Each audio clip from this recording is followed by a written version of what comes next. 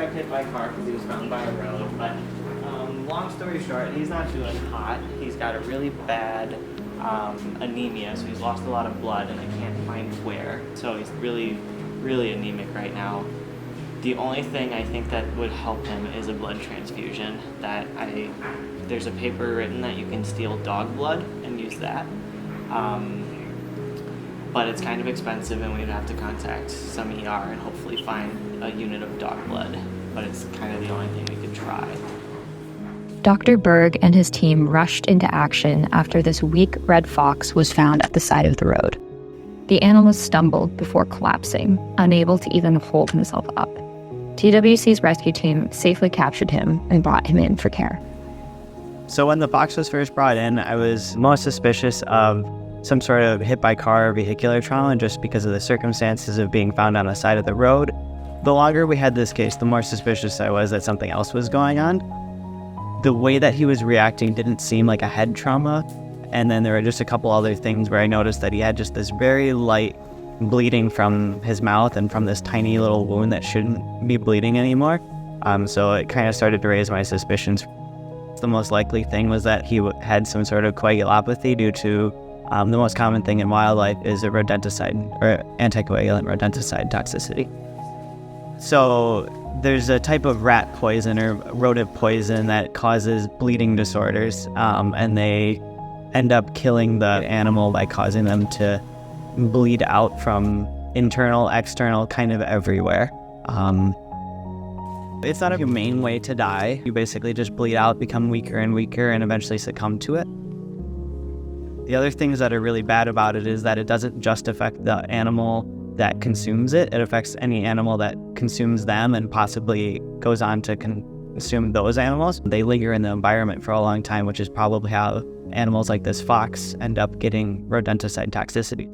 This fox was actually doing fairly well compared to how I usually see foxes come in. He was actually very responsive to me, though still very weak and sad about it. And so I felt that his prognosis, if I could institute the correct treatments, would actually be very good and very strong. So suspecting that he had a clotting disorder from this toxicity, doing a blood transfusion is definitely one of the things to help replace the blood that they've lost, as well as then doing the antidote to the poison. So given that he looked so good and his prognosis seemed good if the treatment was successful, I felt like it was something worth going forward with. To my knowledge, it's never been done in a red fox before, so I was very nervous. It's a pretty intensive process, and there can be some pretty bad side effects if the blood transfusion isn't accepted by the recipient. Yeah, I was nervous. You have to do it at a slow rate. You generally start very slowly and then pick up as they start to tolerate it. Generally, if you have a reaction, it'll happen within the first 15 minutes to a half hour or so.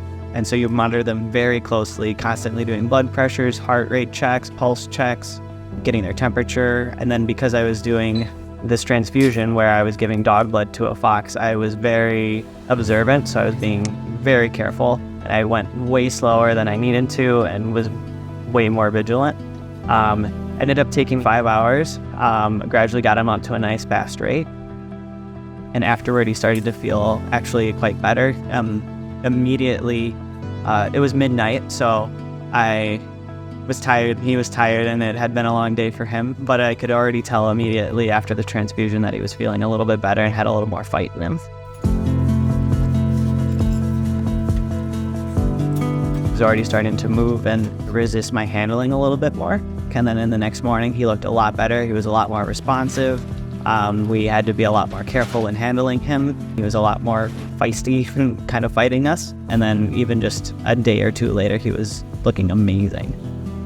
We're really thankful to our donors for allowing us to practice this medicine and at the same time advance the kinds of things that we're able to do for wildlife.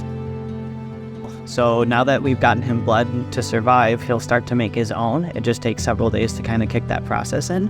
And then in order to clear out this toxin, it takes a month or so of treatment with the antidote, which is a certain kind of vitamin. So basically, as long as he eats that once a day for the next 30 days from the start, then he should be all good to go. I'm very proud of this fox. I feel like he's doing a great job, and I feel very proud that we were able to do this for him. We don't usually get a very fast on death's door to looking amazing and very full of life. So this is just one of those examples, and it was really nice to be able to do this.